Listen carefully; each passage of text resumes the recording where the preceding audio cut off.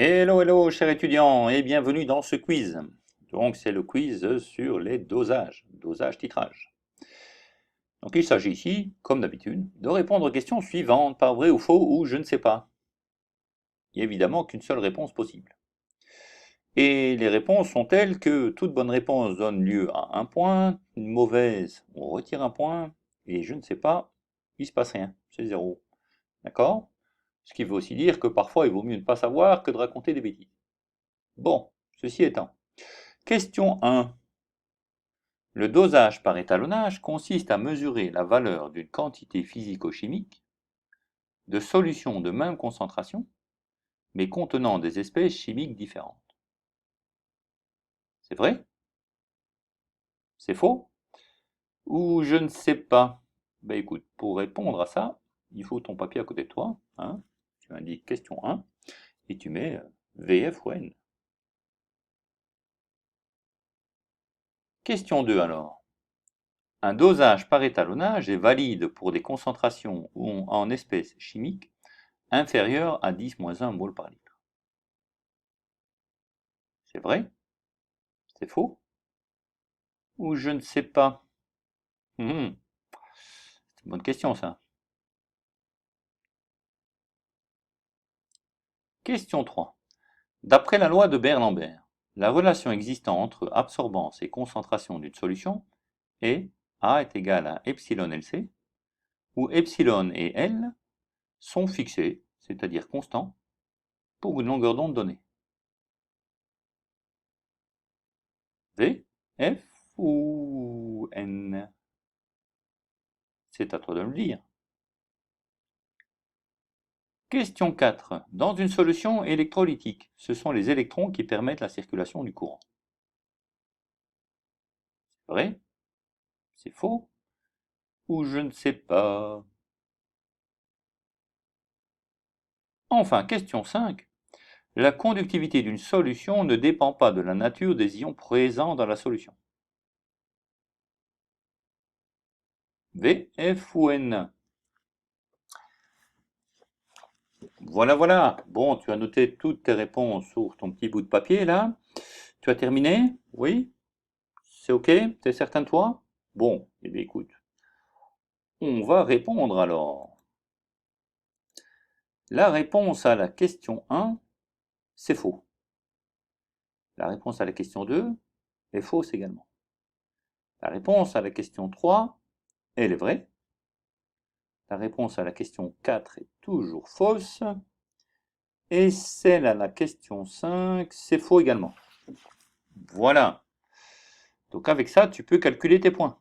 D'accord? Sachant si tu as bon ou pas à chacune de ces 5 réponses, connaissant les règles qui sont là, il n'y a plus qu'à calculer. Si tu as moins de 3 sur 5, eh bien, je te conseille fortement de retourner voir les rapènes parce que tu n'as pas tout bien compris ou tu n'as pas tout bien acquis. Donc il faut le refaire une petite fois. N'oublie pas que tu peux toujours te servir de ces rapènes, hein, c'est le but du jeu d'ailleurs, pour écrire tes fiches, hein, les fiches qui te permettront d'aller plus vite la veille des tests et en particulier la veille du bac pour revoir tout ce qu'il faut. Voilà.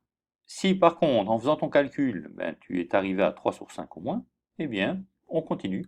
Là, on va corriger effectivement ce petit quiz et on continue vers les méthodes.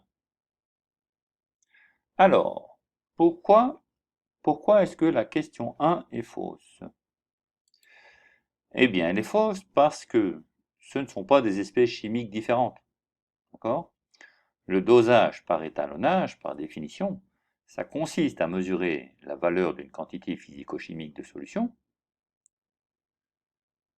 d'accord? Mais qui contiennent des espèces chimiques semblables, les mêmes espèces chimiques même, pas semblables, les mêmes espèces chimiques, mais des concentrations différentes. Et on va établir donc l'absorbance en fonction de la concentration de ces espèces chimiques qui sont les mêmes. Ok? Donc c'est faux. Question 2. Un dosage par étalonnage est valide pour des concentrations en espèces chimiques inférieures à 10-1 mol par litre. Ah, c'est faux, c'est des concentrations trop élevées. D'accord? Pour qu'un dosage par étalonnage soit valide, il faut que les concentrations en espèces chimiques soient inférieures à au moins 10-2 mol par litre. Pas seulement 10-1. Troisièmement, d'après la loi de Bernoulli, la relation existant entre absorbance et concentration d'une solution est A égale epsilon LC. Ça, c'est ce qu'on appelle le coefficient d'extinction molaire. Ça, c'est ce qu'on appelle la longueur de la cuve que l'on va mettre pour mesurer la solution. Et donc, epsilon et L sont fixés pour une longueur donnée. Donc cette réponse est vraie. On n'a pas vu texto, on n'a pas vu tel quel dans les rappels, on a vu que l'absorbance était égale à K fois C, où K est une constante.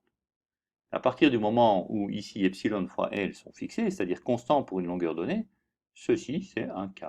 Et donc l'absorbance est égale à K fois C. Simplement le K est égal à ce produit-ci. Voilà. Donc pour plus de détails, comme je viens de le dire, ça c'est ce qu'on appelle le coefficient d'extinction molaire.